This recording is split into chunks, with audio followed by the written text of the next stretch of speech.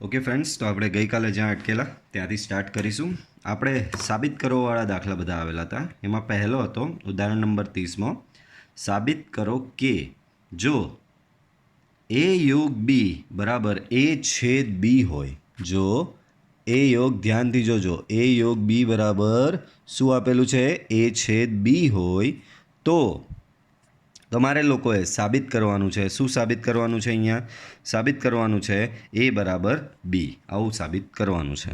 હવે આ દાખલા પર જતાં પહેલાં મારે તમને એકાદ બે કન્સેપ્ટ રિવાઇઝ કરાવવા છે. તો વસ્તુ ઓલરેડી આગળ આવી જ ગયેલી છે, પણ પાછું રિવાઇઝ કરીએ. બાળકો, પહેલાં તમને જણાવી દઉં કે a ઉપગણ b ક્યારે કહેવાય. તો એ ઉપગણ બી ક્યારે કહેવાય કે જો એ બિલોંગ્સ ટુ એ હોય અને તમે સાબિત કરી દીધું કે એ બિલોંગ્સ ટુ બી બી છે, તો એ ઉપગણ બી એમ કહેવાય. બરાબર? પાછું ધ્યાનથી સાંભળજો. તમે એ બિલોંગ્સ ટુ ગણ એ, સ્મોલ એ કોઈ સભ્ય છે, સ્મોલ એ બિલોંગ્સ ટુ ગણ એ હોય ત્યાંથી શરૂઆત કરો અને તમે સાબિત કરીને લાવી દો કે એ બીમાં પણ આવેલો છે. એટલે કે તમે શરૂઆત કરો કે સભ્ય એ ગણ એમાં આવેલો છે, તો સભ્ય એ ગણ બીમાં પણ આવેલો છે, ત્યાં સુધી તમે પહોંચો તો એને કહેવાય એ ઉપગણ બી. એને શું કહેવાશે? એ ઉપગણ બી. સેમ એ જ પ્રમાણે બી ઉપગણ એ ક્યારે કહેવાય? જો એ બીનો સભ્ય હોય અને તમે સાબિત કરી આપો કે એનો બી સભ્ય છે, કોઈ ઘટક ગણ બીમાં આવેલો છે, તો એ ઘટક ગણ એમાં બી આવેલો છે એમ સાબિત કરી આપો તો તમે શું કહી શકો? બી ઉપગણ એ. પ્લસ મેં તમને ત્યારે બી કીધેલું, જો એ ઉપગણ બી હોય એન્ડ બી ઉપગણ એ હોય, એ બીનો ઉપગણ હોય અને બી એનો ઉપગણ હોય, તો ત્યારે એવી સિચ્યુએશનમાં કહેવાય એ બરાબર બી. બંને ગણો સમાન ગણો થશે. એ અને બી સમાન ગણ થશે. એ બરાબર બી થશે. પાછું સમજી લો, એ ઉપગણ બી ક્યારે કહેવાય? જો એ બિલોંગ્સ ટુ એથી શરૂઆત કરો ને એ બિલોંગ્સ ટુ બી તમે સાબિત કરી રાખો તો તમને એને કહી શકો એ ઉપગણ બી. એ જ પ્રમાણે એ બિલોંગ્સ ટુ બીથી શરૂઆત કરો અને તમે સાબિત કરી દો કે એ બિલોંગ્સ ટુ એ છે, તો એને કહેવાશે બી ઉપગણ એ. સેમ એ જ પ્રમાણે આ વસ્તુ આપણે ભણીને આવ્યા કે એ ઉપગણ બી હોય અને બી ઉપગણ એ હોય તો ગણ એ બરાબર બી એવું સાબિત થશે. તો આ વસ્તુ જે મેં ભણાવી, બસ હવે પછીના જે સાબિત કરવાવાળા દાખલા બધા આની આજુબાજુ ફરશે. યાદ રાખજો. બરાબર? આ વસ્તુ લખવી હોય તો લખી બી દેજો. બરાબર? વિડીયોમાંથી લખી દેજો. ચાલો, તો હવે દાખલા પર આવીએ. જો એ યોગ બી બરાબર એ છેદ બી હોય તો એ બરાબર બી. આવું સાબિત કરવાનું. જોયું? આવ્યું ને? સમાન ગણ સાબિત કરો. બાળકો, હમણાં જ ભણાવ્યું કે સમાન ગણ ક્યારે કહેવાય, એ બરાબર બી ક્યારે કહેવાય? તો એ ઉપગણ બી અને બી ઉપગણ એ હોય તો એ બરાબર બી છે એમ કહેવાય. એ ઉપગણ બી અને બી ઉપગણ એ હોય તો એ બરાબર બી છે એમ કહેવાશે. ઓકે, સમજ પડી? ચાલો, તો દાખલામાં આપણે એ જ સાબિત કરવાનું કે એ બરાબર બી છે એમ સાબિત કરો. તો આપણે સાબિત શું કરશું? પહેલાં હું એ ઉપગણ બી સાબિત કરીશ. કઈ રીતે? તો કે આ રીતે. પછી હું બી ઉપગણ એ સાબિત કરીશ. કઈ રીતે? તો કે આમાં આ રીતે. બરાબર? એટલે કે એ ઉપગણ બી આવી ગયો, બી ઉપગણ એ આવી ગયો, એટલે કે તમે કહી શકો છો કે એ બરાબર બી. ચાલો, તો શરૂઆત કરીએ. બાળકો, શરૂઆત કરીએ આપણે. તો શરૂઆત આ રીતે કરું. ધારો કે કોઈ સભ્ય એ બિલોંગ્સ ટુ એ છે. ધારો કે કોઈ સભ્ય એ ગણ એમાં આવેલો છે. બાળકો, કોઈ પણ ઘટક ગણ એમાં આવેલો હોય તો એ ઘટક એ યોગ બીમાં આવે જ. કેમ આવે? તો કે એ યોગ બી શું છે? એ અને બીનું કોમ્બિનેશન. તો એ આ ઘટક આ સ્મોલ એ તમારા ગણ એમાં આવેલો હોય તો સ્મોલ એ તમારો એ યોગ બીમાં આવશે ને આવશે જ. બરાબર? પડે છે સમજ બધાને? ઓકે, તો એનો સભ્ય હોય તો સ્મોલ એ યોગ બીનો પણ સભ્ય હશે જ. નેક્સ્ટ, પણ તમને તો કીધેલું છે રકમમાં કે એ યોગ બી બરાબર એ છેદ બી છે. પાછું સાંભળો, રકમમાં શું કીધેલું છે? એ યોગ બી બરાબર એ છેદ બી. એનો મતલબ જો એ યોગ બીમાં બંને સરખા છે, તો જો આ ઘટક એ યોગ બીનો સભ્ય હોય તો આ ઘટક એ છેદ બીનો પણ સભ્ય હોય જ, બરાબર, કારણ કે એ યોગ બી ને એ છેદ બી સમાન છે. નેક્સ્ટ, બાળકો, કોઈ ઘટક એ છેદ બીમાં આવેલો હોય, બરાબર, આ એ છેદ બીમાં છે, એનો મતલબ આ એ અને બીમાં જે કોમન ઘટકો લીધા, એ છેદ બી એટલે શું? એ અને બીના કોમન ઘટકો, બરાબર. તો કોમન ઘટકોમાં એ આવેલો છે, એનો મતલબ એ તમારો બીમાં બી આવેલો જ છે ને. જો કોઈ ઘટક એ છેદ બીમાં આવેલો હોય તો એ ઘટક એ અને બી બંનેમાં આવેલો હોય, તો બરાબર. તો અહીંયા શું સાબિત થયું? એ ઘટક બીમાં પણ આવેલો છે. તો જો મેં શરૂઆત ક્યાંથી કરેલી? એ બિલોંગ્સ ટુ એથી શરૂઆત કરેલી ને ક્યાં સુધી પહોંચ્યો? એ બિલોંગ્સ ટુ બી સુધી. આ રહ્યું. જો એ બિલોંગ્સ ટુ એથી શરૂઆત કરો ને એ બિલોંગ્સ ટુ બી મળે તો તમે એને શું કહી શકો? એ ઉપગણ બી છે એમ કહેવાય. તો આના પરથી શું અહીંયા ફલિત થયું તમારું? A is subset B. A subset B. ચાલો આગળ વધીએ. હવે રિવર્સ સ્ટાર્ટ કરું. ઊંધું. એ બિલોંગ્સ ટુ બી. એ ગણ બીનો સભ્ય છે, બરાબર. તો એ ગણ બીમાં આવેલો હોય તો એ યોગ બીમાં પણ આવેલો હોય. અને જો એ યોગ બીમાં આવેલો હોય તો એ છેદ બીમાં બી આવશે. કેમ? એ યોગ બી બરાબર એ છેદ બી છે. આ અને આ સમાન છે તો એ યોગ બીમાં આવેલો હોય તો એ છેદ બીમાં પણ આવશે. અને એ છેદ બીમાં આવશે તો એમાં પણ હશે. તો જો મેં એ બિલોંગ્સ ટુ બીથી શરૂઆત કરી, એ બિલોંગ્સ ટુ બીથી શરૂઆત કરો ને એ બિલોંગ્સ ટુ એ આવે તો એને કહેવાય બી ઉપગણ એ, બરાબર. તો અહીંયા બી એવું જ કર્યું મેં. એ બિલોંગ્સ ટુ બીથી શરૂઆત કરીને લઈવો એ બિલોંગ્સ ટુ એ. આનો મતલબ તમે શું સાબિત કર્યું? બી ઇઝ સબસેટ એ. આ તમારું પરિણામ 1, આ તમારું પરિણામ 2. આમ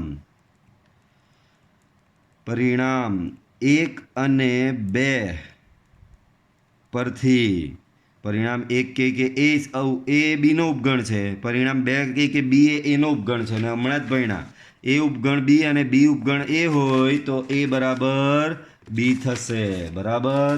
તો શું થશે? પરિણામ 1 અને 2 પરથી એ બરાબર બી સાબિત થઈ ગયું. ઓકે, ચાલો નેક્સ્ટ. તો કે એવો જ કંઈક છે ને આ જ મેથડથી, પણ થોડી આમાં ટફ રહેશે મેથડ, બરાબર. કંઈ વાંધો નહીં, મેથ્સમાં આમ બી કંઈ અઘરું હોતું જ નથી. ચાલો તો અહીંયા ધ્યાન આપજો. કોઈપણ ગણ એ અને બી માટે સાબિત કરો કે પી ઓફ એ છેદ બી બરાબર પી ઓફ એ છેદ પી ઓફ બી. તો આમાં બી આને ને આને સમાન ગણ બતાવવાના છે. આ બરાબર આ, તો મારે શું સાબિત કરવું પડશે? જુઓ, આને પાછું રિલેટ કરી આની સાથે. જો એ બીનો ઉપગણ હોય અને બી એનો ઉપગણ હોય તો એ બરાબર બી થશે. જ્યારે આપણા કિસ્સામાં જુઓ, આપણા કિસ્સામાં આવું બધું આપેલું છે. આ એ માની લો ને આને તમે બી માની લો. તો તમારે આને ને આને સમાન બતાવવું હોય તો શું સાબિત કરવું પડશે? તો કે પહેલાં આવું સાબિત કરવું પડશે કે પી ઓફ એ છેદ બી એ પી ઓફ એ અને પી ઓફ બીનો ઉપગણ છે. પહેલાં આ સાબિત કરો અને પછી ઊંધું સાબિત કરો. પી ઓફ એ છેદ P of B A P of A છેદ બીનો ઉપગણ છે. જો આ આનો ઉપગણ હોય ને આ આનો ઉપગણ હોય, that means P of A છેદ બી બરાબર પી ઓફ એ છેદ પી ઓફ બી, બરાબર. પડી સમજ દરેકને? જો આ બંનેને સમાન બતાવવાના છે. પી ઓફ એ છેદ બી બરાબર પી ઓફ એ છેદ પી ઓફ બી કરવાનું છે. તો જો આ આનો ઉપગણ હોય, આ આનો ઉપગણ હોય તથા આ એ આનો ઉપગણ હોય, આ આનો ઉપગણ હોય તો બંને સમાન જ થશે. ઓકે, ચલો આગળ વધીએ. તો હવે એવું સાબિત કરવાનું છે. મેં તમને સમજાવી દીધું શું સાબિત કરવાનું છે. તો મારે અહીંયાથી પહેલાં આને આનો ઉપગણ બતાવવો છે. તો ધારો કે બાળકો પહેલેથી તમને જણાવી દઉં, આ પી ઓફ એ છેદ બી એટલે ગણ એ છેદ બીનો ઘાતગણ. ઘાતગણ એટલે શું? એ છેદ બીના તમામ ઉપગણોનો ગણ. એ છેદ બીના તમામ ઉપગણોનું લિસ્ટ બનાવો અને લિસ્ટ બનાવ્યા પછી એનો એક ગણ બનાવો તો એને એનો ઘાતગણ કહેવામાં આવે છે. બરાબર? તો પી ઓફ એ છેદ બી, તો બાળકો આ ફેરી સ્મોલ એ બી નહીં ચાલે, મારે કેપિટલ લેવું પડશે. ધારો કે capital X belongs to P of A છેદ બી. હવે તમે કીધું સર કેપિટલ એક્સ કેમ લીધું? તો કે બાળકો આ ઘાતગણ છે. ઘાતગણ એટલે તમામ ઉપગણોનો ગણ, એટલે ઘાતગણના જે સભ્ય હશે એ પોતે પાછા ગણ જ હશે, એટલે મારે ગણ લેવો પડે. તો ધારો કે X belongs to P of A છેદ બી. બરાબર? ચાલો, તો કોઈ ગણ આ ઘાતગણનો સભ્ય છે. ભાઈ ઘાતગણમાં શું આવે? તો કે ઘાતગણમાં તે ગણના તમામ ઉપગણો આવે. બરાબર? આ ગણ પી ઓફ એ છેદ બી એટલે કે ઘાતગણનો સભ્ય છે. આ ગણ આનો સભ્ય છે. એનો મતલબ આ ગણ એ છેદ બીનો, આ ગણ એ છેદ બીનો ઉપગણ હશે તો જ એના ઘાતગણમાં આવ્યો ને. ઘાતગણ એટલે શું? કોઈ પણ ગણના ઉપગણોનો ગણ. પાછું તમને થોડું બતાવવું પડશે. ભાઈ કોઈ ગણ એ છે એનો ઘાતગણ પી ઓફ એ કેવી રીતે બને? તો એના તમામ ઉપગણો હું લખું, એના તમામ ઉપગણો લખું અને એનો આ ગણ બનાવું, તેને ઘાતગણ કહેવામાં આવે. તો ઘાતગણમાં આના તમામ ઉપગણો આવતા હશે. બરાબર? તો એનો મતલબ આ ઘાતગણમાં જે જ ઘટકો આવતા હશે એ આની અંદર જે બેહેલો ગણ છે એના ઉપગણો હશે તો જ આની અંદર આવે ને. હમણાં જ તો કીધું એના ઉપગણો એ પી ઓફ એમાં આવે. એના ઉપગણો શેમાં આવે? પી ઓફ એમાં આવે. બરાબર? તો પી ઓફ એનો જે સભ્ય હોય તે આનો અંદર જે બેઠો છે એનો ઉપગણ જ હોય. બરાબર? તો અહીંયા મેં શું સ્ટાર્ટિંગ કરેલી કે X belongs to P of A છેદ બી છે. એનો મતલબ એક્સ એ છેદ બીનો ઉપગણ હશે. બરાબર? તો જ એના ઘાતગણમાં આવે, તો જ એના ઘાતગણમાં આવે. હવે એક્સ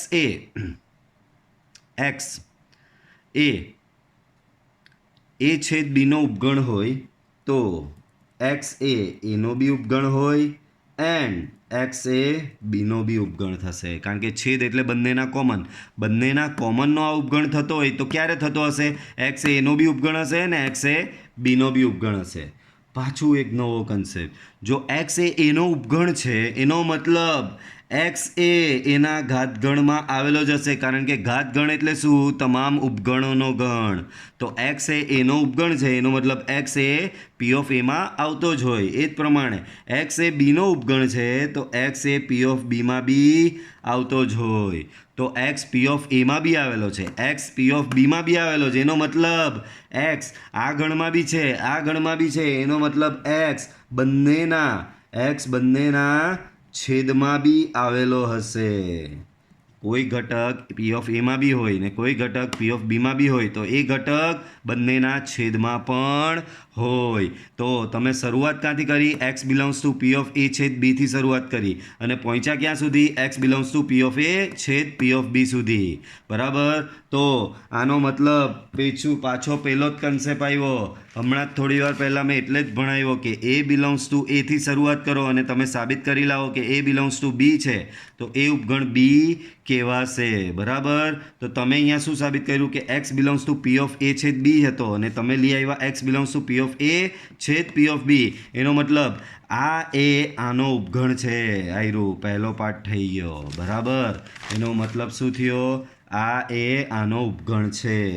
પી ઓફ એ છેદ બી ઉપગણ પી ઓફ એ છેદ પી ઓફ બી. બરાબર? ચાલો, તો પહેલો પાર્ટ થઈ ગયો. આને સમીકરણ નંબર 1 આપી દો. હવે ઊંધું, આને તો આનો ઉપગણ સાબિત કરી દીધો. હવે આને આનો ઉપગણ સાબિત કરવાનું, તો ઊંધેથી ચાલુ કરીએ. ધારો કે X belongs to P of A છેદ P of B. X belongs to P of A છેદ પી ઓફ બી. તો એનો મતલબ શું? તો કે એક્સ પી ઓફ એ છેદ પી ઓફ બીમાં છે. હવે બધું આખું આનું ઊંધું જશે, જોજો. તો એક્સ એ પી ઓફ એમાં બી આવેલો છે એન્ડ એક્સ એ પી ઓફ બીમાં બી આવેલો છે. જુઓ, આનું ઊંધું જ ચાલશે હવે અહીંયા. ભાઈ એક્સ એના ઘાતગણમાં હોય તો ઘાતગણમાં ક્યારે શક્ય હોય? જો એક્સ એનો ઉપગણ હોય અને એક્સ એ બીનો બી ઉપગણ હોય. તો જો હવે આ ઊંધું આવ્યું.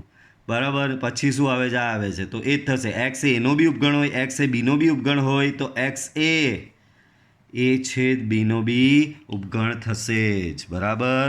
અને એક્સ એ છેદ બીનો ઉપગણ થતો હોય તો તમે લખી શકો X belongs to P of A છેદ બી. તમે આનાથી શરૂઆત કરીને આ લઈ આવ્યા એનો મતલબ તમે શું સાબિત કરી દીધું? પી ઓફ એ છેદ P of B subset P of A છેદ બી. આને કહેવાય સમીકરણ નંબર 2. આમ સમીકરણ 1 અને 2 પરથી પી ઓફ એ છેદ બી બરાબર પી ઓફ એ છેદ P of B. Okay, clear? તો આ રીતે થશે. ચાલો નેક્સ્ટ ઉદાહરણ નંબર 32 જુઓ. ઉદાહરણ નંબર 32. બરાબર. જો આઈ નો કે આ છેલ્લા 2 દાખલા થોડા ટફ છે કારણ કે સાબિતીવાળા છે. સાબિતીવાળામાં થોડું ટફ તો રહેવાનું જ છે, પણ આપણે મેઇન બેઝિક પ્રિન્સિપલ યાદ રાખવાનો છે કે ભાઈ કોઈ પણ આમાં શું બતાવવાનું હતું? આના બરાબર આ બતાવવાનું હતું. તો પહેલાં મેં શું બતાવ્યું? આ પહેલો એ આનો ઉપગણ છે અને પછી શું બતાવ્યું? આ એ આનો ઉપગણ છે. પહેલાંની સાબિતી આપો, બીજાની સાબિતી એની રિવર્સ જ આપવાની છે આખી. બરાબર. તો બને એટલું ઇઝી મેં કરેલું છે. બરાબર. ચાલો ઉદાહરણ નંબર 32. એક બજાર સંશોધન જૂથે 1000 ઉપભોક્તાઓની મોજણી કરી. મોજણી એટલે મેં તમને આગળ મોજણી શબ્દનો મિનિંગ સમજાવેલો. તમે એડમિશન લેવા આવ્યા તો તમને પહેલાં પૂછપરછ કરે કે ભાઈ મેથ્સ ગ્રુપ લેવું છે કે બાયો ગ્રુપ લેવું છે. બરાબર. તો એ મોજણી કરેલી કહેવાય. તો એક બજાર સંશોધન જૂથે 1000 ઉપભોક્તાઓ એટલે ગ્રાહકો. બરાબર. ગ્રાહકોની મોજણી કરી અને શોધ્યું કે 720 ગ્રાહકો પાસે ઉત્પાદન એ પસંદ કરે છે, 450 ઉત્પાદન બી પસંદ કરે છે. બંને ઉત્પાદન પસંદ કરનાર ઉપભોક્તાની ન્યૂનતમ સંખ્યા કેટલી હશે? હવે દાખલો થોડો અલગ આવ્યો. બરાબર. હા, હવે તમને કહી દઉં કે જ્યારે ચેપ્ટરના એન્ડમાં સ્વાધ્યાય છેલ્લું આવશે ને ત્યારે એની પહેલાં આવા વિચિત્ર દાખલાઓ જ આવશે. કોઈ બી ચેપ્ટરનું પેટર્ન આ જ રહેશે. ચલો, તો બજાર સંશોધન જૂથે 1000 ગ્રાહકોની આ રીતે પૂછપરછ કરી કે કયું શેના વિશે પૂછપરછ કરી કે ભાઈ તમને ઉત્પાદન એ ગમે છે કે ઉત્પાદન બી ગમે છે. બરાબર. તો એમને માલુમ પડ્યું કે 720 ગ્રાહકોને ઉત્પાદન એ પસંદ કરે છે અને 450 ગ્રાહકોને ઉત્પાદન બી પસંદ પડે છે.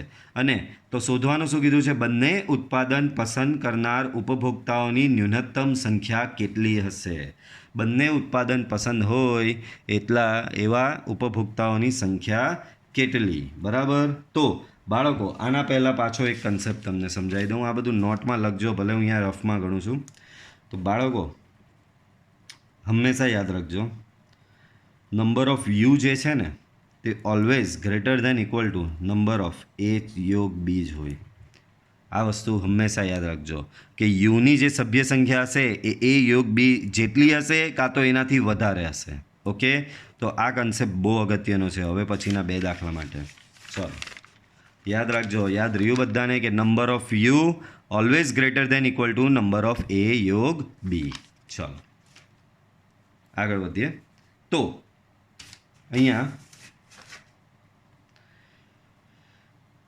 તમને પહેલાં તો ગણ શોધવાના. તો બાળકો ગણ તો અહીંયા મળી ગયા. અહીં ધારો કે ઉત્પાદન એ પસંદ આવ્યું હોય એવા ગ્રાહકોનો ગણ બરાબર એ. દેન ઉત્પાદન બી પસંદ આવ્યું હોય એવા ગ્રાહકોનો ગણ બરાબર બી. તો ઉત્પાદન એ પસંદ આવ્યું હોય એના ગ્રાહકોનો ગણ એ, ઉત્પાદન બી પસંદ આવ્યું હોય એવા ગ્રાહકોનો ગણ બી. બરાબર. ચાલો હવે જે વિગત આપેલી જે જોઈએ. એક બજાર સંશોધન જૂથે 1000 ઉપભોક્તાઓની મોજણી કરી. તો હવે અહીંયા પહેલી વિગત તમને શું આપેલી છે? નંબર ઓફ યુ બરાબર 1000. નંબર ઓફ યુ બરાબર શું આપેલું છે? 1000. અને શોધ્યું કે 720 ગ્રાહકો ઉત્પાદન એ પસંદ કરે છે. તો કે નંબર ઓફ એ બરાબર 720. દેન 450 ઉત્પાદન બી પસંદ કરે છે. નંબર ઓફ બી બરાબર 450. બંને ઉત્પાદન પસંદ કરનાર ઉપભોક્તાઓની ન્યૂનતમ સંખ્યા કેટલી હશે? ભાઈ તમને ન્યૂનતમ સંખ્યાઓ પૂછી છે અહીંયા, બરાબર. બંને ઉત્પાદન પસંદ કરે એટલે કે નંબર ઓફ એ છેદ બી. બાળકો હવે આમાં કશે એવું નથી લખ્યું કે ઓછામાં દરેક ગ્રાહકને ઓછામાં ઓછું એક ઉત્પાદન પસંદ છે. વાત યાદ કરો કે ઓછામાં ઓછું એવો વર્ડ આપેલો હોય ત્યારે નંબર ઓફ યુ બરાબર નંબર ઓફ એ યોગ બી થતું હોય છે. આપણે દાખલામાં લઈ જ લેતા હોઈએ છીએ. યાદ હોય તો આવું સ્ટેટમેન્ટ આપેલું હોય કે બે પૈકી ઓછામાં ઓછું એક પસંદ આવતું હોય ત્યારે નંબર ઓફ યુ બરાબર આપણે શું લઈ લેતા હોઈએ છીએ? નંબર ઓફ એ યોગ બી. પણ અહીંયા એવું કશું આપ્યું નથી. ચાલો આપણે તો આપણું મેઇન સૂત્ર જે આવડે છે તે લગાવીએ. આપણે કયું સૂત્ર આવડે છે કે તો કે નંબર ઓફ એ યોગ બીનું સૂત્ર તમને આવડે છે, બરાબર. નંબર ઓફ એ યોગ બીનું સૂત્ર થશે number of A plus number of B minus number of A છેદ બી. નંબર ઓફ એ યોગ બી તો કે એ તો છે જ નહીં મારી પાસે. ચાલો તો એને રવા દો. નંબર ઓફ એ તો કે નંબર ઓફ એ છે 720. નંબર ઓફ બી તો એ છે 450. નંબર ઓફ એ છેદ બી તો એ તો શોધવાનો છે. તો એક જ સમીકરણમાં બે વસ્તુ તમને નથી ખબર, એ યોગ બી બી નથી ખબર, એ છેદ બી બી નથી ખબર, બરાબર. પણ હમણાં જ મેં તમને યાદ હોય તો પેલી શરત તમને શીખવેલી હતી. કઈ શરત શીખવેલી તમને? તો કે number of U always greater than equal to number of A યોગ B. But number of U તમને શું આપેલું છે? 1000 આપેલું છે. So 1000 greater than equal to number of A યોગ બી, બરાબર. તો આ રિલેશન તમે અહીંયા મૂકી શકો છો. નંબર ઓફ એ યોગ બી આ રહ્યો, નંબર ઓફ એ યોગ બી. તો તમે અહીંયા શું મૂકી શકો છો? 1000 મૂકી શકો. એની સાથે સાઇન જુઓ ગ્રેટર ધેન ઇક્વલ ટુ છે. તો આ એ યોગ બીની જગ્યાએ આ જે અહીંયાથી આટલો ભાગ ઉઠાવ્યો છે, બરાબર. આટલો ભાગ ઉઠાવીને અહીંયા મૂકી દીધો, બરાબર. તો તમને અહીંયા શું મળશે? 720 વત્તા 450 ઓછા નંબર ઓફ એ છેદ બી, બરાબર. તો નંબર ઓફ એ છેદ બી તમને શું મળશે? અહીંયા કેલ્ક્યુલેટ કરો આને. તો આને કેલ્ક્યુલેટ કરીએ તો 720 પ્લસ 450 સો 1170 થશે, બરાબર. તો આ થશે તમારું. આ કંઈ નહીં કર્યું, આને આ બાજુ લઈ આવ્યો, આ બેનું એડિશન કરું છું. 1170 1000 સામેની સાઈડ જાય તો અહીંયા સામેની સાઈડ 1000 આવ્યો. સો નંબર ઓફ એ છેદ B greater than equal two આ બેની સબટ્રેક્શન કરશો તો 170 મળશે. તો અહીંયાથી તમને શું જાણવા મળ્યું? આમ નંબર ઓફ એ છેદ B greater than equal two 170. તો એની ન્યૂનતમ એટલે કે એ છેદ બીમાં 170 અથવા 170 કરતાં વધુ ઘટકો હોઈ શકે છે. એનો મતલબ ન્યૂનતમ કેટલા થયા? 170 થયા ને. 170 અને 170 કરતાં વધુ, બરાબર. એ છેદ બીમાં 170 ઓર 170 કરતાં વધુ ઘટકો હોઈ શકે છે. એનો મતલબ ઓછામાં ઓછા એટલે કે ન્યૂનતમ ઘટકો એમાં કેટલા થયા? એ 170 જ થશે, બરાબર. આમ બંને ઉત્પાદન પસંદ હોય એવા ઉપભોક્તાઓની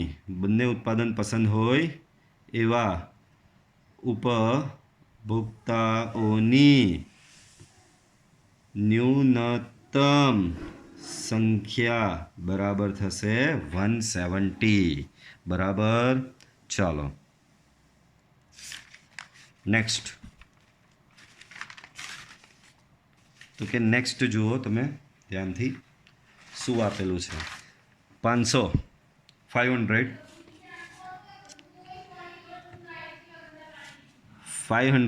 મોટર માલિક વિષયક સંશોધનમાં માલુમ પડ્યું કે બરાબર એ પ્રકારની મોટરના માલિકોની સંખ્યા 400 અને બી પ્રકારની મોટરના માલિકોની સંખ્યા 200 છે.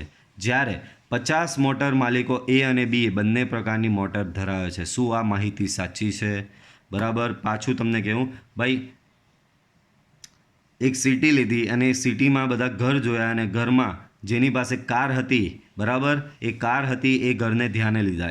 એવા કેટલા ઘર ધ્યાને લીધા? 500 ઘર ધ્યાને લીધા છે કે જે લોકો પાસે કાર છે, બરાબર. ત્યાર પછી પાછું પેલી મોજણી કરી, બરાબર. સર્વેઇંગ કર્યું અને માલુમ કર્યું કે એ પ્રકારની એટલે કે ભાઈ સિમ્પલ લેંગ્વેજમાં કહેવું તો ભાઈ પેલી લાંબી કાર અને નાની કાર, બરાબર. તો એ પ્રકારની મોટર માલિકોની સંખ્યા, બરાબર, 500 ઘરમાંથી એ પ્રકારની કાર 400 લોકો પાસે છે અને બી પ્રકારની કાર 200 લોકો પાસે છે. જ્યારે 50 મોટર માલિકો એ અને બી બંને પ્રકારની મોટર ધરાવે છે. તો શું આ માહિતી સાચી છે? ચાલો પહેલાં તો અહીંયા ગણ બનાવી દઈએ. તો અહીંયા 2 પ્રકારની મોટર તમને માલુમ પડે છે, બરાબર. તો ધારો કે એ પ્રકારના મોટર માલિકોનો ગણ બરાબર કેપિટલ એ અને બી પ્રકારના મોટર માલિકોનો ગણ બરાબર બી. એ પ્રકારની મોટર માલિકોનો ગણ એ લીધો અને બી પ્રકારની મોટર માલિકોનો ગણ લીધો બી. હવે આગળ 500 મોટર માલિકો છે ટોટલ. તો તમને નંબર ઓફ યુ શું મળશે? અહીંયા 500. પછી એ પ્રકારની મોટરના માલિકોની સંખ્યા 400 છે. એનો મતલબ નંબર ઓફ એ તમને આપેલું છે કેટલું? 400. દેન બી પ્રકારના મોટર માલિકોની સંખ્યા 200 છે. નંબર ઓફ બી બરાબર આપેલું છે 200.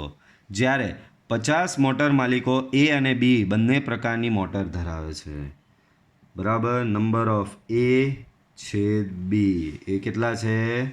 50, બરાબર. બંને પ્રકારની મોટર એટલે 50. શું આ માહિતી સાચી છે? હવે થોડી વાર પહેલાં જ મેં તમને એક રૂલ સમજાવેલો, બરાબર. એક રૂલ તમને સમજાવેલો કે number of U always greater than equal to number of A યોગ બી હોવું જોઈએ. હવે આ દાખલામાં બધી વિગત છે, મારી પાસે નંબર ઓફ એ યોગ બી નથી. આ દાખલામાં હું શું કરીશ? નંબર ઓફ એ યોગ બી શોધીશ અને જો નંબર ઓફ એ યોગ બી એ નંબર ઓફ યુ એટલે કે 500 કરતાં ઓછો આવશે, ડેટ મીન્સ આ વિગત સાચી હશે. પણ જો નંબર ઓફ એ યોગ બી એ 500 કરતાં વધી જશે, ડેટ મીન્સ આ વિગત ખોટી છે. ચાલો તો આપણે સૂત્ર આવડે છે એ સૂત્ર લગાવીએ. નંબર ઓફ એ યોગ B equal to number of A plus number of B minus number of A છેદ B. Okay, now what is number of A? So it is 400. Then number of B, it is 200. Number of A છેદ B, so overall it is 50. બરાબર. સો overall આ તમારું થશે 550. શું? Number of A યોગ બી. Number of you કે ભાઈ હું તો 500 છું અને નંબર ઓફ એ યોગ બી કે ભાઈ 550. નંબર ઓફ યુ એ નંબર ઓફ એ યોગ બી કરતાં મોટો હોવો જોઈએ, પણ આ તો કે નંબર ઓફ એ યોગ બી 550. તો અહીં number of U less than number of A યોગ બી હોવાથી આપેલી માહિતી ખોટી છે. આપેલી માહિતી કેવી છે બાળકો? આપેલી માહિતી ખોટી છે. ઓકે, ચાલો એના પછી બરાબર ચેપ્ટરનો થોડો વિચિત્ર પ્રકારનો દાખલો આવ્યો. આ ફેરી 3 ગણ પહેલી વખત. અત્યાર સુધી તમને 2 જ ગણ આપતા હતા, હવે 3 ગણવાળો આવ્યો. એક કોલેજ દ્વારા પુરુષોની રમતમાં 38 ચંદ્રકો એટલે ભાઈ મેડલ, બરાબર. હવે કે અમુક કહે કે સર ચંદ્રકો એટલે શું? મેડલ ભાઈ, ચંદ્રકો એટલે મેડલ. ચાલો તો 38 ચંદ્રકો ફૂટબોલમાં, 15 બાસ્કેટબોલમાં અને 20 ક્રિકેટમાં એનાયત કરવામાં આવ્યા, બરાબર. તો એક કોલેજમાં થયો હશે સ્પોર્ટ્સ વીક, એમાંથી 38 મેડલ એમાં આપ્યા ફૂટબોલમાં, 15 મેડલ બાસ્કેટબોલમાં અને 20 ક્રિકેટમાં એનાયત કરવામાં આવ્યા. જો આ ચંદ્રકો કુલ 58 પુરુષોને મળ્યા હોય, બરાબર. ટોટલ કેટલા પુરુષોને મળ્યા? 58. અને માત્ર 3 પુરુષોને ત્રણેય રમતના ચંદ્રકો મળ્યા હોય તો કેટલી વ્યક્તિને 3માંથી બરાબર 2 ચંદ્રક મળ્યા? ટફ કરી નાખો, બરાબર. ચાલો કંઈ વાંધો નહીં. તો બાળકો ધારો કે 3 રમત છે તમે દેખાઈ રહી છે. એક ફૂટબોલ છે, એક બાસ્કેટબોલ છે અને એક ક્રિકેટ છે, બરાબર. ફૂટબોલમાં મળેલ ચંદ્રકો એને કહેવાય એફ. દેન બાસ્કેટબોલમાં મળેલ ચંદ્રકો એને કહેવાય બી. દેન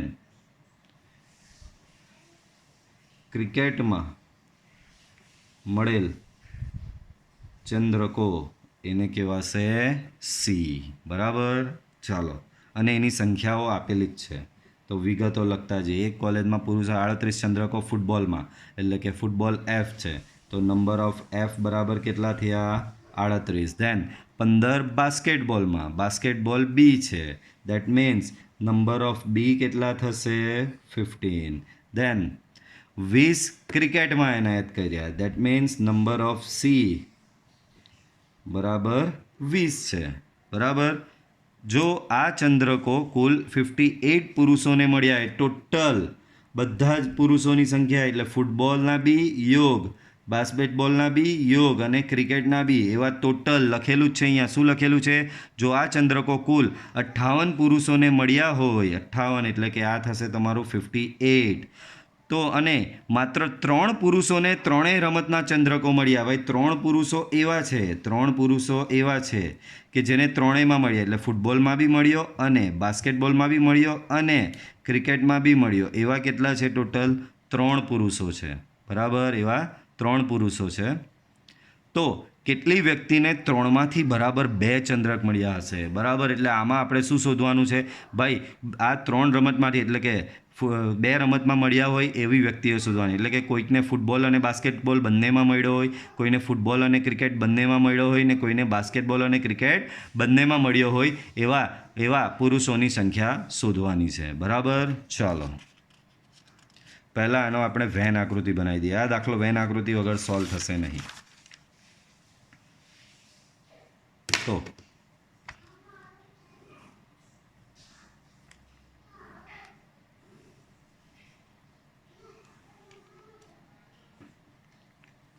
તો આ એનો સાર્વત્રિક ગણ યુ. બરાબર. આ રહ્યો આ ફૂટબોલ. બરાબર. આ રહ્યો આ બાસ્કેટબોલ અને આ રહ્યો આ લાસ્ટ ક્રિકેટ. બરાબર. ફૂટબોલ, બાસ્કેટબોલ અને ક્રિકેટ. બરાબર. આ ફૂટબોલ, બાસ્કેટબોલ, ક્રિકેટ. ઓકે. ચાલો, તો આપણે અહીંયા જે વિગત આપી છે 3ની એનું સૂત્ર લગાવીએ અહીં. તો તમને બધાને ખબર છે કે સૂત્ર તો એક જ છે આપણી પાસે. બરાબર. જે રીતે 2ના યોગનું સૂત્ર લગાવતા હતા એ જ પ્રમાણે શેનું આવશે? 3ના યોગનું સૂત્ર આવશે. જે પ્રમાણે 2ના યોગનું સૂત્ર આવતું હતું એ જ પ્રમાણે શું આવશે? અહીંયા 3ના યોગનું સૂત્ર આવશે. તો 3ના યોગનું સૂત્ર એટલે કે નંબર ઓફ એફ યોગ બી યોગ સી. બરાબર. નંબર ઓફ એફ યોગ બી યોગ સી. સૂત્ર શું આવશે? Number of F plus number of F plus number of B plus number of C minus number of F છેદ B minus number of B છેદ C minus number of F છેદ C plus number of F છેદ B છેદ C. બરાબર. આવું કંઈક થશે. Okay. તો આ તમારું 3નું સૂત્ર હતું, યાદ હોય તો. આ તમારું શું હતું? 3નું સૂત્ર હતું. ઓકે. શું હતું બાળકો? આ તમારું 3નું સૂત્ર હતું. ચાલો, આમાંથી જે વિગત ખબર છે તે લખી નાખવાની. એફ યોગ બી યોગ સી તો આગળ જ લખેલી આપણે 58 છે. નંબર ઓફ એફ તો આપણે ખબર છે 38 છે. નંબર ઓફ બી અને નંબર ઓફ સી કેટલા છે? જુઓ, 15 અને 20 છે. બરાબર. તો અહીંયા લખીશું આપણે 15 અને 20. 15 અને 20 છે. અને પછી આ તો કે નથી ખબર, આ તો શોધવાનું છે. આ તો કે એ બી નથી ખબર. આ તો કે નથી ખબર, આપ્યું જ નથી તો ક્યાંથી લખીએ. અને આ છે ખબર છે, ત્રણેયમાં મળ્યા હોય એવા, તો ત્રણેયમાં મળ્યા હોય એવા 3 જણા છે. બરાબર. તો એ ખબર છે. તો શું આવશે અહીંયા? a + 3. ચાલો, તો ઓવરઓલ 58. બધાનું એડિશન કરીએ આપણે. તો બધાનું જો એડિશન કરીએ તો 38 + 15 + 20 + 3 બરાબર શું થશે? 76 થશે. શું થશે બાળકો? અહીંયા 76 માઇનસ નંબર ઓફ એફ છેદ બી બચેલો છે માઇનસ નંબર ઓફ બી છેદ સી બચેલો છે માઇનસ નંબર ઓફ એફ છેદ સી બચેલો છે. બરાબર, આમ તેમ લઈ જઈએ, આ માઇનસવાળા 3 3 સામે લઈ જઈએ અને 58ને આ બાજુ લાવીએ તો તમને અહીંયા મળશે નંબર ઓફ એફ છેદ બી પ્લસ નંબર ઓફ બી છેદ C plus number of F છેદ સી ઇક્વલ ટુ 76 માઇનસ 58. તો 76 માઇનસ 58 કેટલા થશે? 18 થશે. બરાબર, તો તમને શું જાણવા મળ્યું? નંબર ઓફ એફ છેદ બી, નંબર ઓફ બી છેદ સી, નંબર ઓફ એફ છેદ સી. બરાબર, શું મળશે તમને? 18 મળશે. શું મળશે તમને બાળકો? 18 મળશે. ઓકે, ચાલો, તો 18 તમને મળ્યું અહીંયા. બરાબર, હવે આપણે શોધવાનું શું છે ખબર? આપણે શોધવાનું એવું છે કે ભાઈ 3 રમત છે, ફૂટબોલ, બાસ્કેટબોલ અને ક્રિકેટ. ત્રણેયમાં તમને મેડલ આપવામાં આવે છે. બરાબર, હવે 3 જણા તો એવા હતા જેને ત્રણેયમાં મળ્યું છે. આપણે શોધવાનો કયો ભાગ ખબર? એવા વ્યક્તિઓ શોધવાનો જેને માત્ર ફૂટબોલ અને બાસ્કેટબોલ આ બેમાં જ મળ્યો હોય, એટલે આટલો ભાગ. એવા વ્યક્તિઓ કે જેને ફૂટબોલ અને ક્રિકેટ આ બેમાં મળ્યું હોય, એટલે કે આટલો ભાગ. બરાબર, એવા વ્યક્તિઓ કે જેને બાસ્કેટબોલ અને ક્રિકેટ આ બંનેમાં મેડલ મળ્યું હોય, તો એટલે કે આ ડાયાગ્રામ પ્રમાણે આ ભાગ થશે. બરાબર, તો આટલું આપણે શોધવાનું છે. ઓકે, તો હવે હું તમને સિમ્પલી પાછી એક વેન આકૃતિ બતાવું. આ ડેમેજ થઈ ગઈ થોડી. તો વેન ડાયાગ્રામ પ્રમાણે અહીંયા ધ્યાનથી જુઓ. તો આ અને આ. બરાબર, આ છે તમારું ફૂટબોલ, આ બાસ્કેટબોલ અને આ ક્રિકેટ. હવે એફ છેદ બી શું થશે? એફ છેદ બી એટલે ખબર? આ ભાગ થશે. બરાબર, બી છેદ સી શું થશે? બી છેદ સી એટલે આ ભાગ થશે.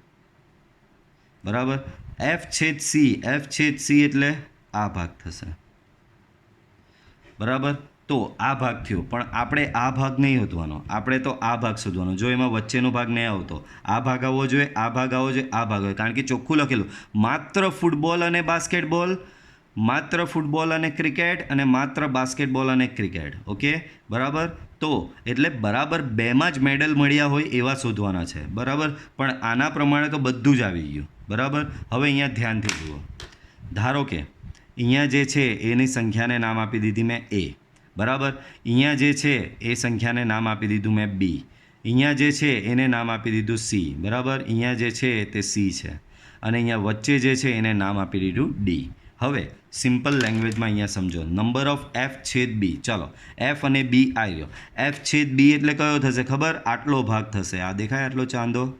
આટલો ભાગ થશે. એમાં શું આવે છે? સી આવે છે અને ડી આવે છે. તો નંબર ઓફ એફ છેદ બી શું થશે?